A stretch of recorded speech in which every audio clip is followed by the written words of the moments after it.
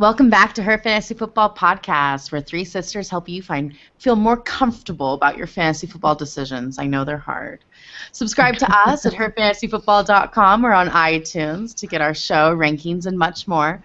Comments and 5-star rankings are always welcomed, people. We love you. I know you love us. Even if you don't, you still can do it.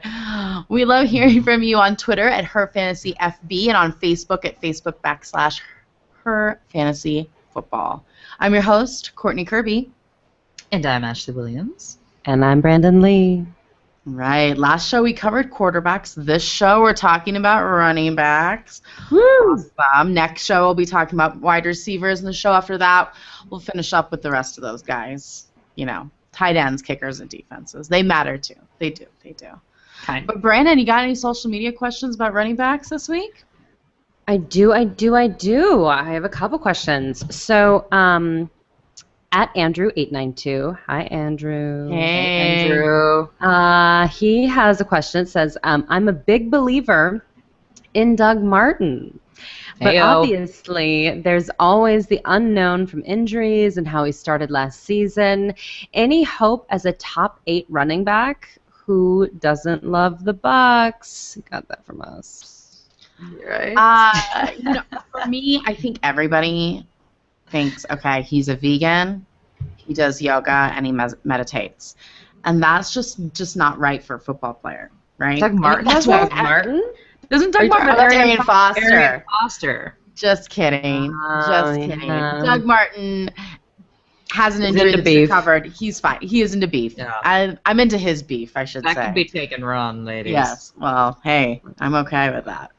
I love Doug Martin. I'm all about him this year. I'm drafting him. I'm excited about him. I think he's somewhat of a sleeper kind of thing situation where you can get him later than you did last year, and I think he's going to be your number one running back this year. Not overall, but for your fantasy team. So I'm into him. Yeah, I've got him ranked high, at least according to Brandon. Brandon's like, what is this? Everyone does. I don't understand. He's a talent. He's a talented guy. He got hurt, and he's gonna bounce back. He's young, which helps with the whole injury thing as well. It's not like he's McFadden, Ouch. But no, I agree with Courtney. I think he's gonna be your top running back on your team. I think I think he'll definitely fall into the top 10, and he could fall into the top 5 this year, pending. Well, you have to draft him that way, so you hope so. I mean, everyone has him in the top 10 in the whole draft, and I had him at the beginning of last season, and before he got hurt, it wasn't happening either. Now, they also had Josh Freeman at quarterback. They had Greg Schiano as their coach. Yeah, there was some drama there were a lot of on problems. that team going on. Yeah, but I just feel like he's kind of in that fingers crossed, Zach Stacy, Giovanni Bernard. I went for Giovanni Bernard in that time round. Yeah, me neither. Le'Veon Bell. I would draft all of those guys before Doug Martin. Well, this is his 3rd season, correct? What? You would draft Giovanni Bernard over Doug Martin? That's crazy talk. Well, because the new offensive coordinator in Cincinnati wants to use him like a bell cow, and I think he has the talent. I think he'll do it. I think I would. I don't love it. Enjoy that And one. I think they have other good people behind him, so I'm not entirely sure. I'm the only person in fantasy football land who's nervous about him. But I don't think you're the only person. And that's okay. A lot of people are, and that's why he asked the question. But I think, I personally think that he's going to be great. He's going to do well. He had a slow start his rookie season too, and look at what he did. So he had a slow start, and then he got hurt. Well, this year he might have a little bit of a slow start, but he's gonna win you the games in the end of it. I mean, he's the muscle hamster. It takes a little momentum to get that ball rolling. That's right. I mean, I loved on him last year, and I got burned. And I remember our friend Kira from high school was like, do I really have to keep playing this guy? But what week was he out? He was out like week what? 3? Yeah. I think it was like 4 or 5. I think it was later, yeah. It was getting crazy town where we were. Remember, we had to defend him. We were like, "No, you guys." Yeah, but I mean, like, how often do these things like that happen, and you find out later that this guy's plain injured since the beginning of the season, and then it just was like, enough's enough. Right. I mean, yeah. I guess I'm just more nervous. But I don't think I would feel better about him if I could get him in the second round. I don't feel fabulous with him being my number 1 guy. If he ended up my number 1 guy, I wouldn't be surprised, but I'm not quite sure I would draft him as my number 1 guy. Does that make sense? I don't dislike Doug Martin. I like him. I just like him a little bit lower. If I was able to get a really amazing wide receiver first, I would draft him, come back around, and Doug Martin would be my second choice overall, but be my first running back. I'd be totally okay with that. It's not upsetting to me at all. If you're like the 8th, 9th, 10th slot, take like Calvin Johnson and follow back up immediately with Doug Martin. Right, but I'm saying his ADP, his average draft position, is not making that a possibility.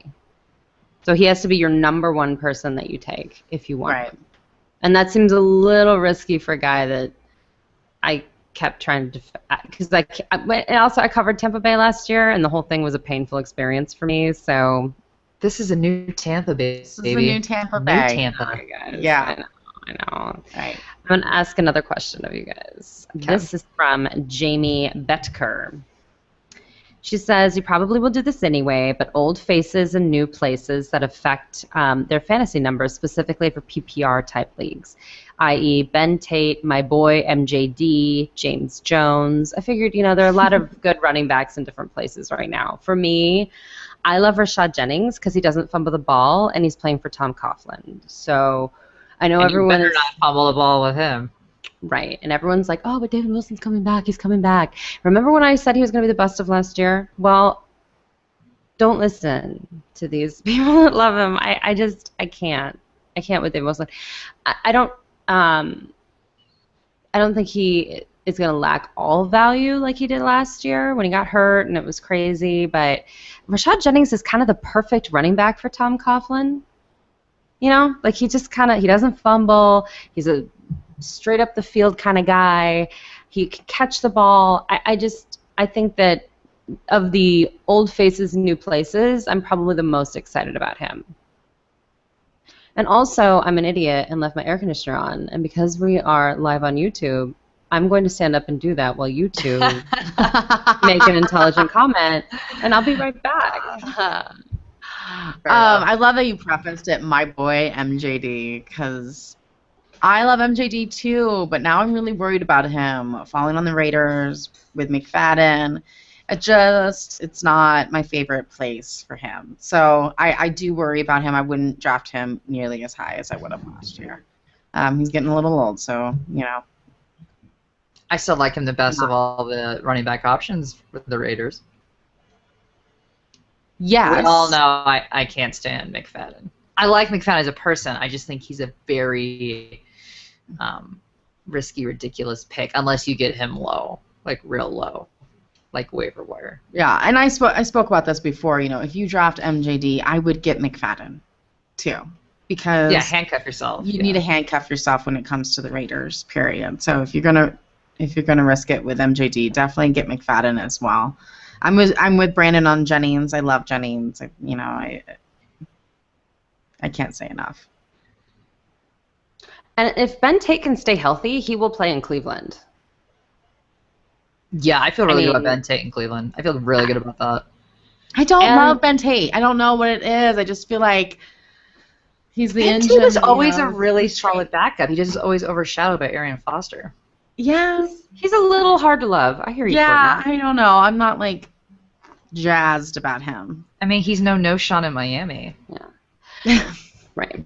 I will say Toby Gerhart, even though I'm going to also show some trepidation, that's some serious business if he gets the workload that they're saying.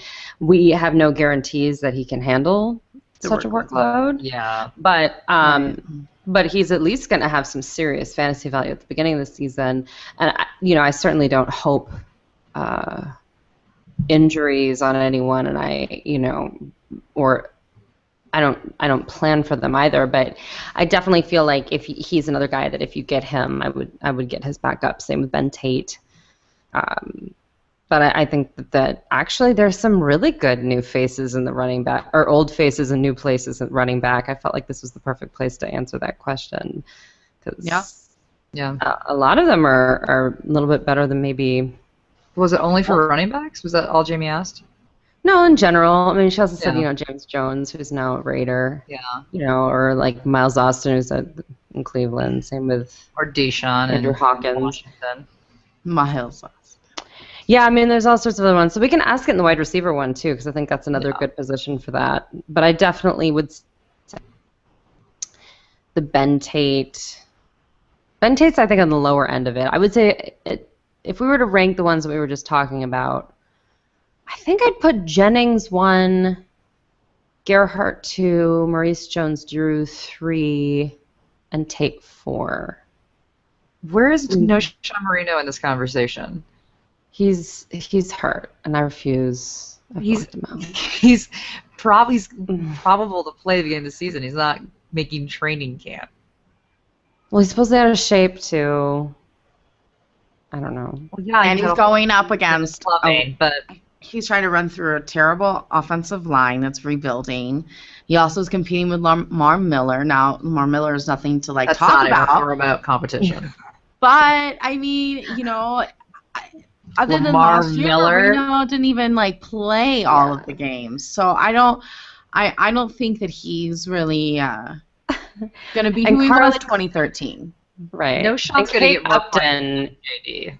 Yeah, Kate Upton's competing with me for the swimsuit issue. So, right. Yeah. That's about the same comparison of Lamar Miller. Right. I'm Lamar Miller. I mean, I feel like Lamar Miller's that guy that you think is an option, and then he never seems to be an option. Right. It's weird, but it's true, and that's what I'm saying. You think I'd look good in a bikini? Wait a minute. No, I stop it. Stop. We'll see. I'm Lamar Miller. I love it. That's my tag. That's my hashtag. It's good. Brandon, any more questions or? I think those are the let me just make sure. I think those are let's just go with those two right now. Good, and we'll answer some more questions as we go on. Yeah. So it's perfect. So when are we going to draft our first running back, ladies? And when are we going to draft our second running back, more importantly? Well, for me, I'm going to take Jamal Charles, then LaShawn McCoy, then Matt Forte, then Adrian Peterson. Those are my top 4 in any format, in any league. But I would take any of them. They're all great. To me, they're so definitively the top tier. It's insane. I just love you saying I'm taking. It's like you're in a one-man. If you're going to get all 4 of those. Yeah. Well, I'm taking, right. Peyton Manning and then Jimmy Graham. Because I'm playing against myself. Yep. It's good. No, but I feel like they're great. And then for me, then I'm going to my first tier wide receivers. Then Jimmy Graham, once again, that's its own tier, and then first tier quarterbacks, and then I'll go back and do tier 2 running backs. All right. So if I'm in a PPR league, I might even do tier 2 wide receiver before I do tier 2 running back, because I kind of like some of these tier 3 guys, kind of like the guys we were talking about, like. Old faces, new places. I love this phrase. But so there are some people I actually kind of like. So I'm not gonna push it. But I do think that you would be silly not to take the top 4 guys if you're the top 4 picks of the draft. I shouldn't say silly, but no, silly. It's pretty silly. It's silly. Yeah. Well. It's funny you say that, Brian, because 75% of the top 20 players are quarterbacks, and then the other 5 are running backs. So if you have a top 5 pick, you need to get your hands on one of those 5 running backs because they're gold. They're literally gold. where it gets tricky, like you said, is if you're not one of those top picks. Yeah. Because then you got to kind of, I mean, you're still going to go running back. And like Brandon said, I would probably then go for a top wide receiver depending on how your draft is going. Because the top 10 wide receivers score the same amount of points for the most part as the RB1s did. Other than those top 4 guys. If you take, Forte, McCoy, Charles, Peterson out of that mix, your wide receiver 1 is scoring the same amount as your RB1, really. And your wide receiver 1 is definitely scoring a lot more than your RB2. So if you can, and like you said, Jimmy Graham, get your hands on him if you can. But, I mean, I would say you probably want to draft your second running back. It's probably 3rd round, 3rd or 4th. Again, all pending how your league is going. If you've got somebody that people are picking quarterbacks and you can get your hands on a LaShawn McCoy and a Doug Martin, or a LaShawn McCoy, since we won't talk about Doug Martin because it's Brad's hot button. Say LaShawn McCoy and we can talk about it.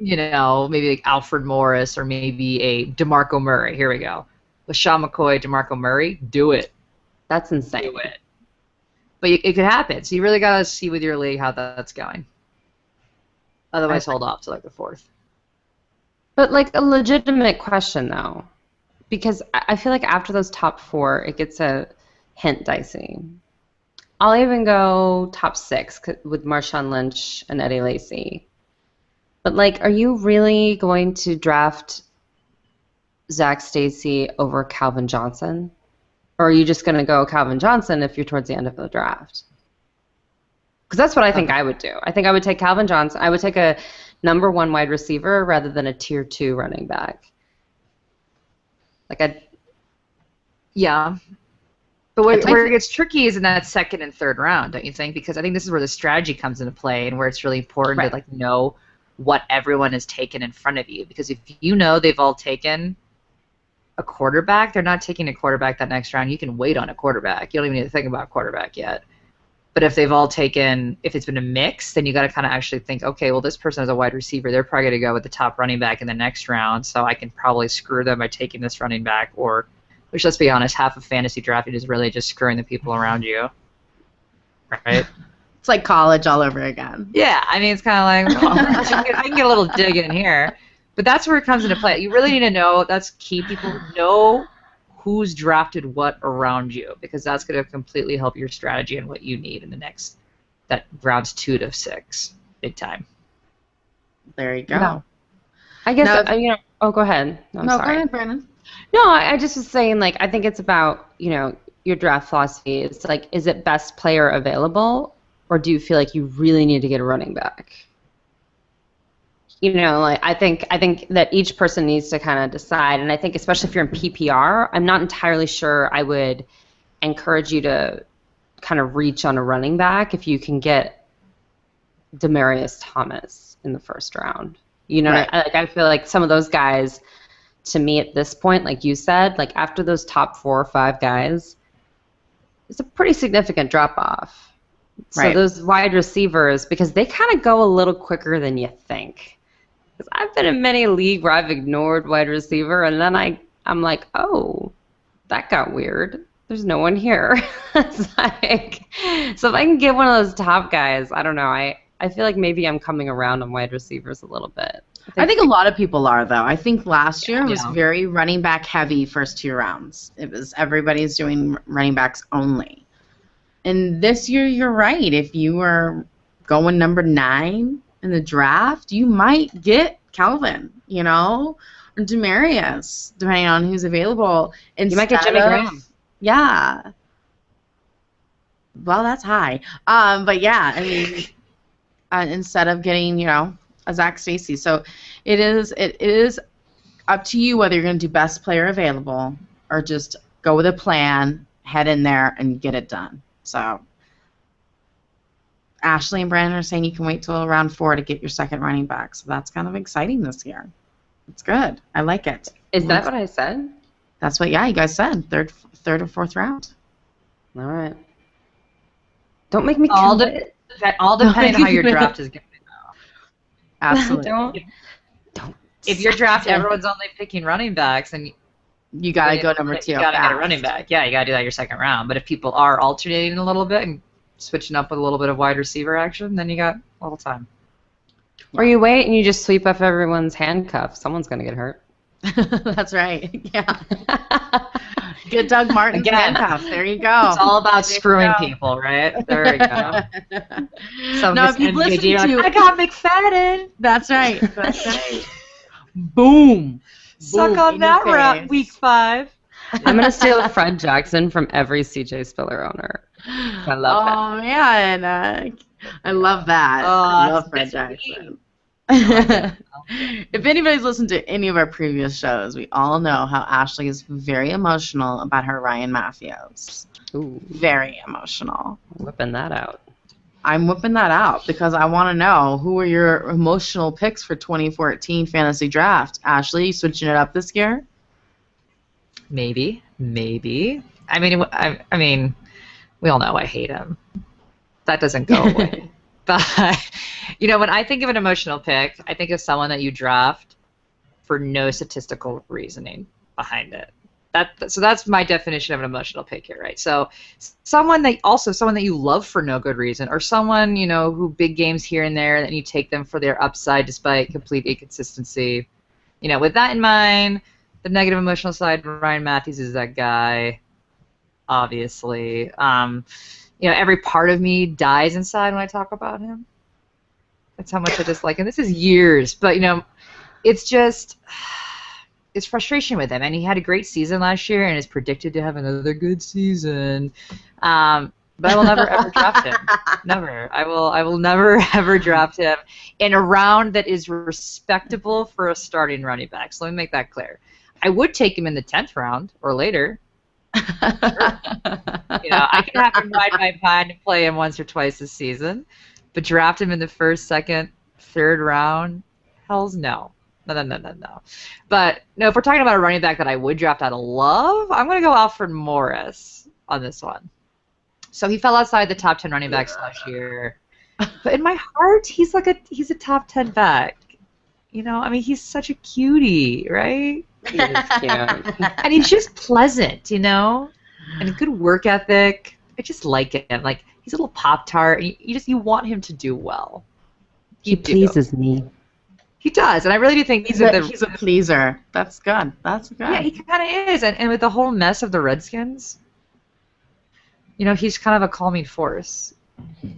Aww. Again, no statistical reason why I should draft him. I feel like we should have notebook music going on. And I have him ranked way too high on my rankings as well. I'll bump him down before the season, but in my heart, I have to have him up there for at least a little bit. Just a little bit. We're very emotional about Morris. I'm pretty emotional when it comes. I just made up a word. When it comes to running backs, I am. I just, I had a little tiff with Chris Johnson. But we got past that. We got past it. I had him last year. We had a great time together. We enjoyed our long walks on the beach. He serenaded me a few times. I'm okay with him. I'm not, in love with him. I have to have him this year. But we're in good standing. So I'm okay with him. Although I will say there are people out there who are going to have their emotional feelings about Mr. Ray Rice, Brandon, and whether they can morally draft him. So, he ended last year being ranked 26 in fantasy points. Shocking. And, yeah, right. Because he was terrible. And he might be getting some discipline coming down from the NFL with him and his wife hitting each other or whatever. So, so there's that to factor in. Now, with all that factor in, if you are not emotional about fantasy football, you might be able to get him for really great value and a very low draft pick. So just throwing that out there, if you can, take away reality and how they actually are as good as people from your fantasy football league. I mean, Roger Goodell might, so why can't you? So, just saying, you might be a good pick in the 10th round. 10th round. That's for all of our guys we don't want to pick up. Yeah. Everyone's in the 10th round. That's the okay round to pick somebody up that you literally have moral objections to, is the 10th round. Absolutely. Apparently. Yeah. Absolutely. I want to take 5 seconds to say I stood up already to turn off my air conditioning, but I just want to let you know it is steaming hot today in New York City. So you're going to see me glow and get a little curly. It's going to be fine. Matt Forte is my boyfriend, but it's not really an emotional pick because it's also the smart pick. And he's logical, yeah. Right. So I'm not going to talk about him. But I am going to talk about my boy, Fred Jackson, which actually he's in this like sleeper category. Although he was a top 10 running back in standard leagues last year. He's very old. Okay, he's 33 years old for a running back. I know. And he'll be 34 this year. Which is like 70 in football years. Right. For running backs. Right. So, but this year, his average draft position puts him in the 10th round, which ironically is where you want people that you don't want to draft. But you can actually draft someone you like in the 10th round. Yay, 10th round. 10th round. 10th round is the sweet spot, I guess, huh? It's the sweet spot. Yeah, and so the team wants to shift to Spiller, and I like Spiller too. I don't have any problems with Spiller. But Jackson still has value.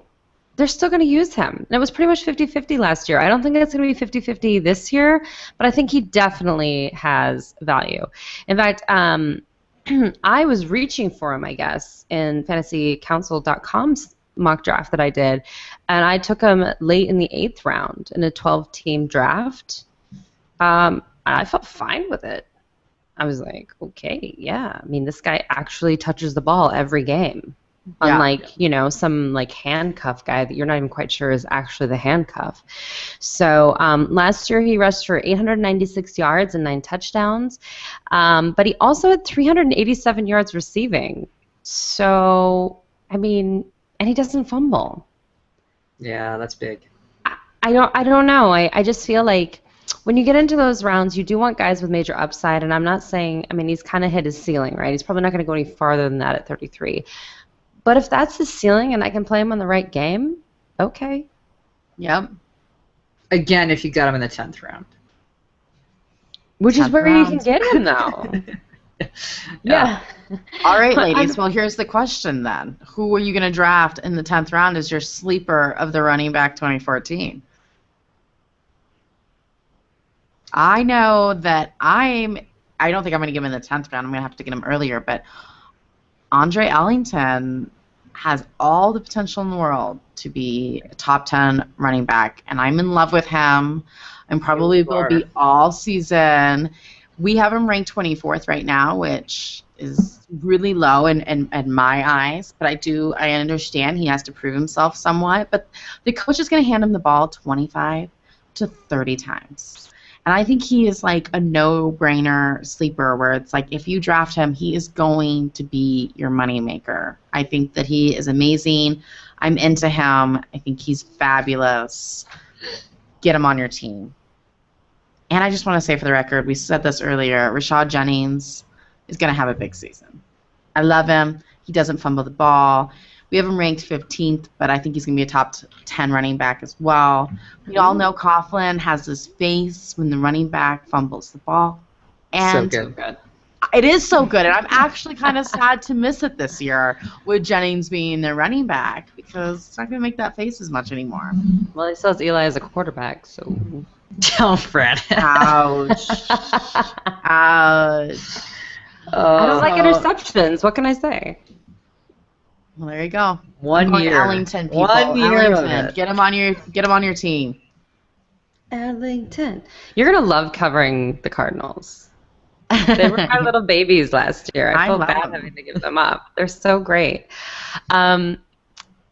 So I'm going to take a moment to pump up my man, Chris Johnson, formerly known as CJ2K, which let's just not even go there right now, of the Tennessee Titans. But now he's with Rexy Sexy in New York, Jets, and that guy has some feet.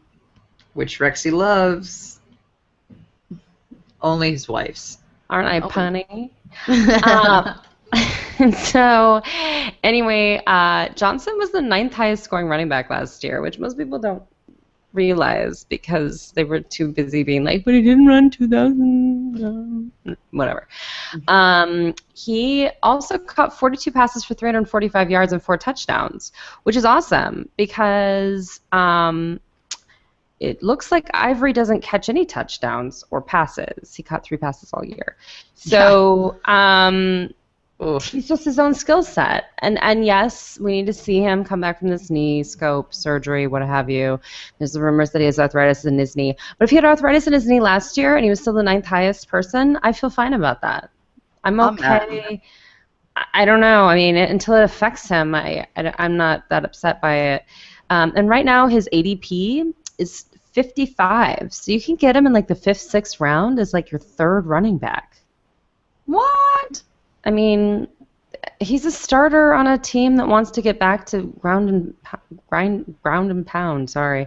So, you know, I mean, I know that he could bomb, right? I mean, he could be really hurt and not, you know, get things done the way that he wanted to. But the guy's acting like everything's A-okay, and he's talking about how he wants to be on the field all the time and that he can't make the big plays if he's not on the field. And, I mean, I would have to think that means something. So, I don't know. I just feel like, you know, if you already have your RB1 and RB2 and he's just sitting there, why not?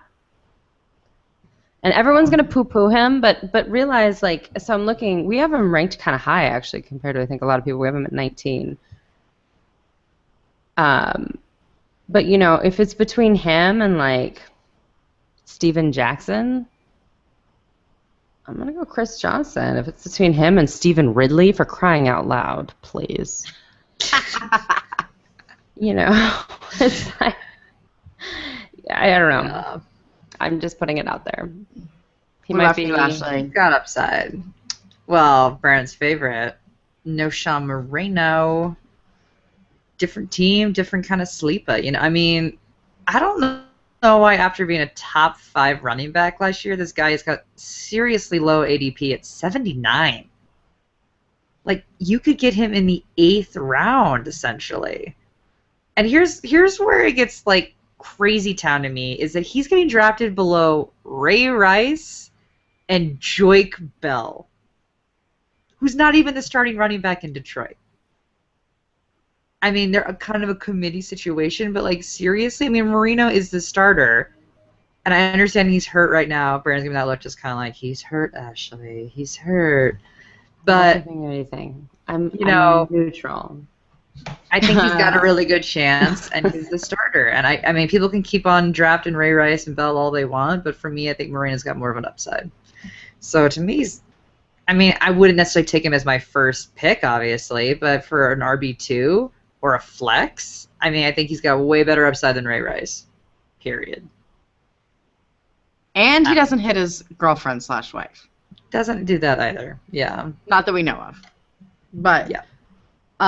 Yeah, you know, I disagree with you. I don't think Moreno's going to be anything this year. I think we're going to stop talking about him in week 5, and everyone's going to forget that he's in the NFL. You think Ray Rice will have a better season than Moreno? Yeah. And I don't like Ray Rice. I think Moreno's going to surprise us. I really do. I think Moreno learned his lesson. I mean, he was, people who don't live in Denver realize he was in hot water. Like, they were done with him. They're done with his antics. They're done with him not putting the effort in. And he made a 180 last year and got it together and was a solid little player. He played for the best offense in the NFL. He played behind an amazing offensive line. Like, he played with like 7 other weapons on the field. Yeah, but if you watched him, he made plays. It wasn't like he just... But it made the defensive guys back up to recover their receivers and Julius, and it left him open to be able to run 5 yards at least without any trouble, and then he'd run into something, and he'd maybe make a move. You know, most of the time he did, but I mean, it's a different dynamic over in Miami with a struggling offensive line. You know, you could also argue their center just went out. Their center just went out, so they were trying to repair this offensive line, and now it's already. But you could argue because of that, he's going to get more touches because they're not going to have a whole lot of offense in the air. Well, I will say Tannehill's going to have to try to figure out a way to give him the ball so he doesn't get sacked so many times. And he's a receiving back, so I mean they're going to have to do a lot of dumps, and he's going to be the first one right there. I mean, even if you think of him in that receiving sense, yeah, I think he's going to get a lot of touches. I mean, I would have been a little more on board before he showed up out of shape at OTAs for a team that he doesn't know the playbook. That's no Sean. He's kind of like charm, Ashley. Part of his charm, Brand. Baby, he's been partying. He's not going to get into shape until right before the season. That's the next picture we're going to see is Manziel and Moreno together, huh? Just partying. Vegas. This offseason, just taking their time. Remember last year, it's part of his process. Well, and then I think this is interesting, though, where we're back to kind of only listening to what you hear from camp, right? I mean, him going to surgery to me is like a different issue, which is also, to me, the main reason why I'm like, but remember last year when there were reports that Eddie Lacy was like obese? Right, do you remember they had like pictures of him that were from a bad angle, and it looked like he was like 300 pounds of fat? Like it looked bad. It did not. It looked terrible. He ended up being a top 10 back, and he's amazing. So, I mean, you have to kind of And then Jay Cutler, loses a bunch of weight, and he ends up getting injured that year. Right. So kind of. I mean, I think so. With no Sean, you got to really look injury report wise right before the season to make sure he's going to play, and make sure because that is I hate to say it, but that's no Sean. He does this every single training camp. It's like, I don't want to say it's part of his process. It literally is. Like, he's got to get his partying out during the summer, during the off season. He shows up to OTAs, kind of half-asses OTAs, and then he kind of pulls it together in training camp, and then he's ready to go for the season. Again, all pending his injury. So we're going to have to really kind of focus and see just how serious this injury is. Everything's saying that he should be ready to go for the season. He may not be there for training camp, but Well, Ashley always seems to be the one who gets, yelled at on Twitter. So if you disagree with her, please let her know. At Ashley for FFB, all right? I do. I'm always going to get yelled at. It is weird. That is weird. It's fun, though. It is fun. All right, ladies, which running back you want people to hold up on during this draft? Maybe you don't want to put them on your roster. I want people to pause on Steven Jackson. Big time. Okay. Big time. What? No, I was like, okay, yeah. Yeah, I mean, here's the deal with him. I'm gonna try to be really nice. So, for the matter, they got Jacquizz Rodgers and Devontae Freeman. Jackson is the starter by all accounts. He didn't even fall into the top 25 last year when it was just him and Jacquizz Rodgers to contest with. Not even the top 25 as the starting running back. He was hurt. I'm not defending him. I'm sorry, I should have said anything. There is no defense. I mean, now you throw in like a hungry rookie in Freeman, and you really have a hot mess on your hands. Yes, you will see that he is the starter for a team, and you'll want to draft him, and that's fine. But just draft him late. Like, please do not reach for Steven Jackson. If you are going to draft him with a flex position in mind, because I'm fine with him as a flex, but you're really going to need to keep an eye on him too to make sure that Freeman doesn't usurp him a few games into the season as the starter, because that's also another possibility. So it could be a wasted draft pick for you. So if you are going to draft him, pause. Don't draft him as an RB1.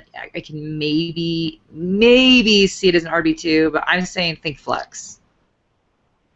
Pause, people. Pause. And I don't want to necessarily pause, but I just feel like the Toby Gerhart mania must be tamed. People are going crazy about this guy. They are like, he is the second coming. I love him. In fact, he told USA Today that he wants to be, quote unquote, the beast of the East, referring to Marshawn Lynch. And I hope the best for him. And I like Toby Gerhart. I'm a Minnesota girl, I've been watching him. I have no problems with this guy. But am I going to take him as my second running back, no problem, in the second round? No. No, I'm not. I don't know what he can do because he was behind Adrian Peterson. I hope that he can do these things, and I know that they really want to use him. But supposedly they really wanted to use MJD too. Yeah. So I don't know. I think Jacksonville's actually made some great strides for the team, and I love their coach. I think they're doing some really great things. But I can't take him in the first few rounds. And yes, he has 4.73 yards per carry for his average. But that's because he went in on weird things when Adrian Peterson wasn't playing. Yeah. As a third down back with fresh legs. Right. He's 27 years old, but he's still an unknown, and I think he's a great player. I think he works really hard, and I'm really glad he gets this opportunity, but I'm not going to bet the farm. That's all. That's all. There we go. Makes sense to me. Great. I'm not even gonna say pause. I'm gonna say hit the stop button and then delete all of the Carolina Panthers running backs. Okay, we're just gonna stop right here. I told my husband, I was like, I said pause on the Carolina Panthers, and he's like, doesn't everybody know that already? And I was like, well, you'd be surprised. Apparently not. Okay. Some idiot drafts Jonathan Stewart every year. Stewart's hurt again. There's D'Angelo Williams. There's Mike Tolbert, the touchdown stealer. I mean, it's a hot mess back there when it comes to fantasy football. It works great for the Panthers. Congratulations. I'm happy for you. But for my fantasy team, I'm going to say no thank you. I'm going to pass on you. Now, the Oakland Raiders are getting into that category as well now with MJD and McFadden, and it's just like, who is it going to be? Is this a New Orleans Saints kind of running back situation where it's kind of like, sorry, none of you count. You all just kind of like cross each other out, and we have to move on. Well, at least for the Saints, Pierre Thomas had the most catches of any running back last year. So at least if you're in a PPR league, you can kind of hang your hat. But literally with Carolina, you're right. It's like, it's just shame on you. Shame on you if you go there. Yeah. I mean, I will be giggling at you if you draft any of them. I'm not judging, but I'm kind of judging. I feel like Jonathan Stewart, there should be a separate injury report that says, oh, they're healthy. Yeah. Like, don't tell me every week that Jonathan Stewart's injured. I don't even want to hear it during the offseason. I know he's injured. He's always injured. Just tell me when he's not injured. Right. It'd be more helpful. It would be more helpful. Same goes for McFadden. Same goes with McFadden. Sad. Well, that's what we have for you guys for running backs. Ladies, any final words we want to throw out there? I mean, I guess just accept, move on, and just realize that it gets really thin really fast. I'm looking at this list, and I'm like, I don't want any of these people. Like, literally. I mean, page 2 and 3 is just sad, right? I mean, do you see anyone here that you're like, I'm really excited about this guy? No. But I would say memorize your handcuffs. Even if you don't draft them, you need to be really quick on the waiver wire because running backs do get injured a lot. So know who your handcuffs are for your team because you need to be really quick to pick them up if something does go wrong. And tiers work. So what I would do is that really, like, the first tier, all of them are good, right? And so what that means is that anyone in there really you can draft. So it's the same thing with tier 2, tier 3. So once you get to like tier 4 or 5, you should, this is what I do at least, I put little asterisks next to people that I actually like. Because there really is very little difference between Mark Ingram and Sean Green.